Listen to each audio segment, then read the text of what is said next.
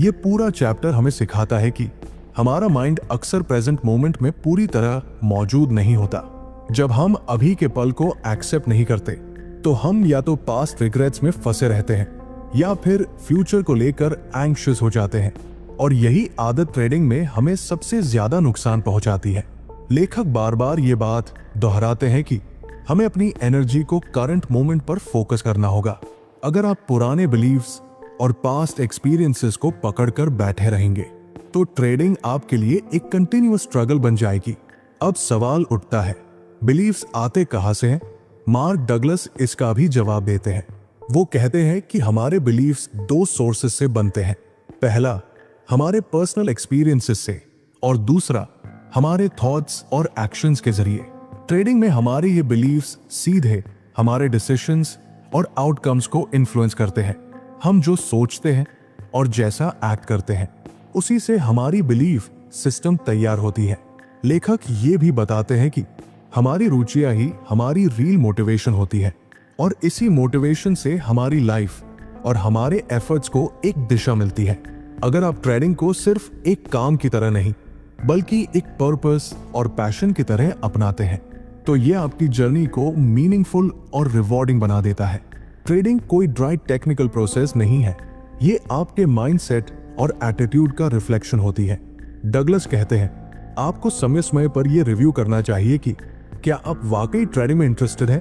क्या आपकी motivation consistent और रियल है?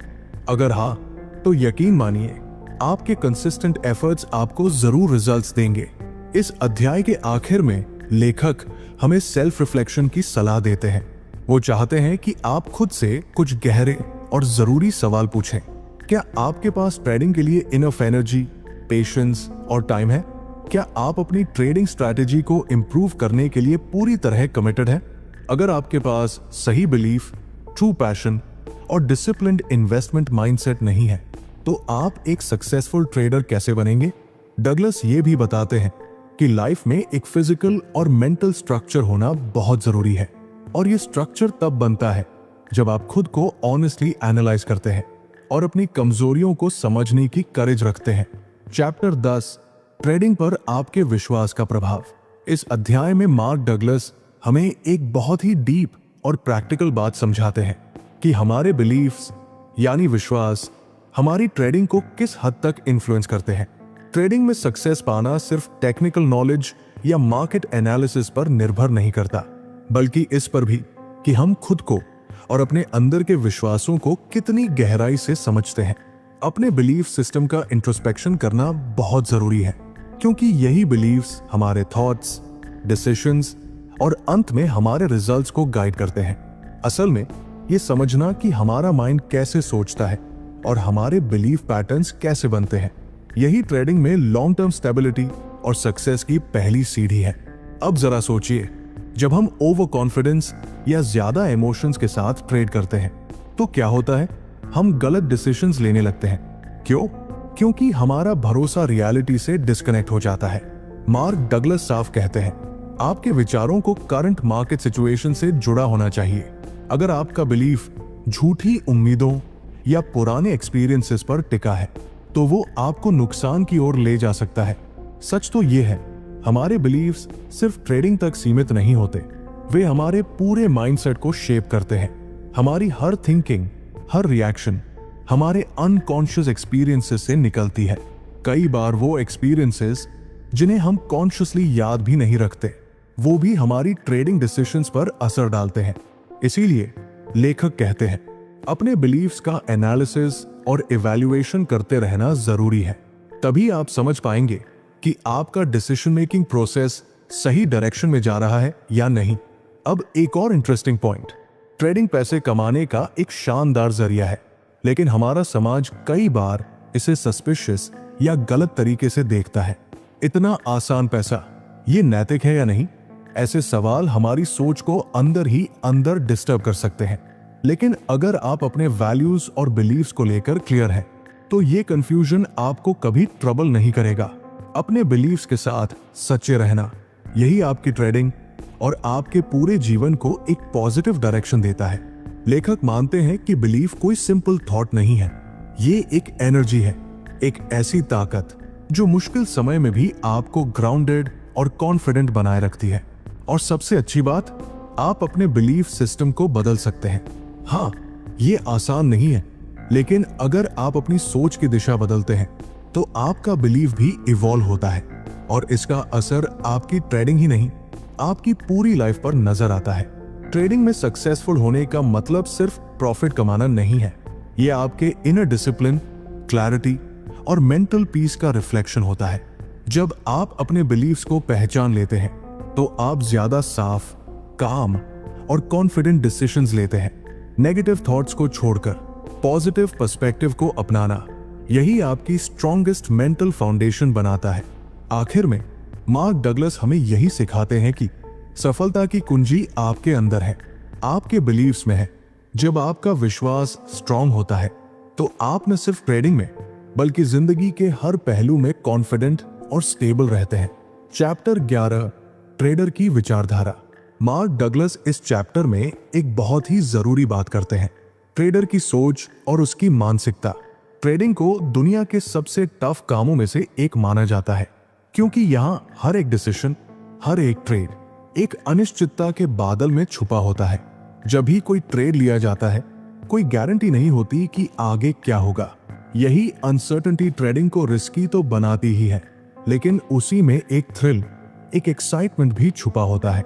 मार्क डगलस कहते हैं, सिर्फ चार्ट्स पढ़ना या टेक्निकल नॉलेज होना ही काफी नहीं।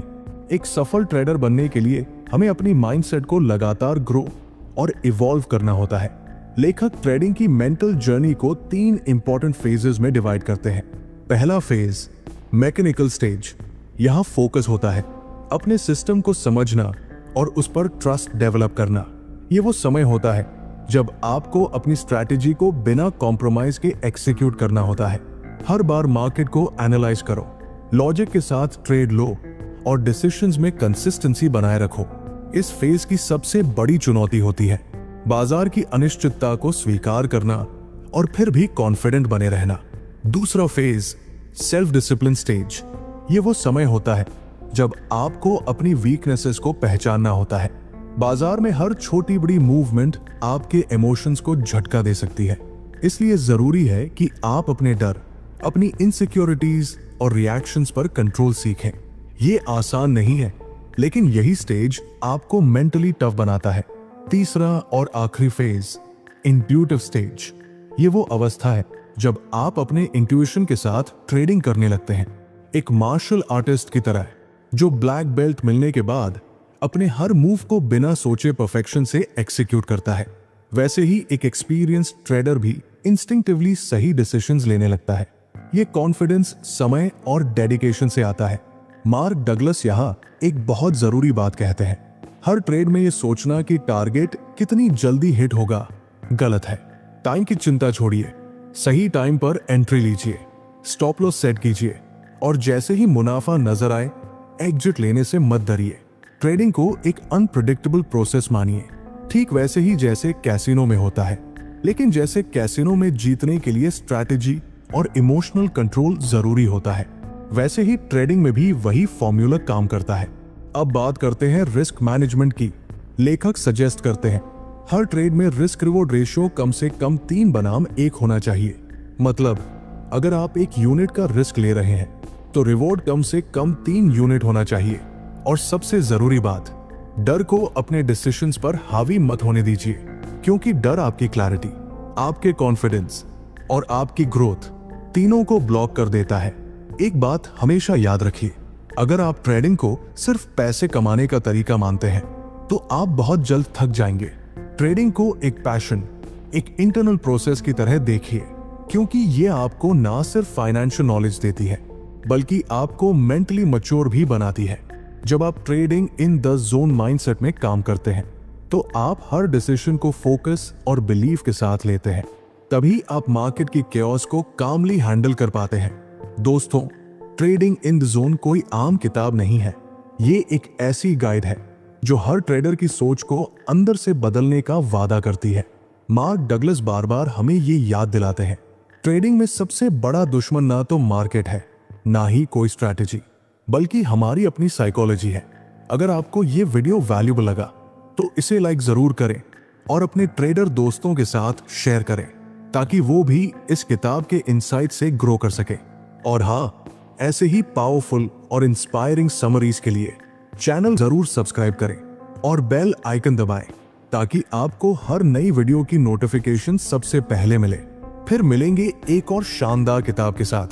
तब तक सीखते रहिए, सोच को बदलते रहिए और अपने गोल्स की तरफ कंसिस्टेंट कदम बढ़ाते रहिए। Thank you so much for listening.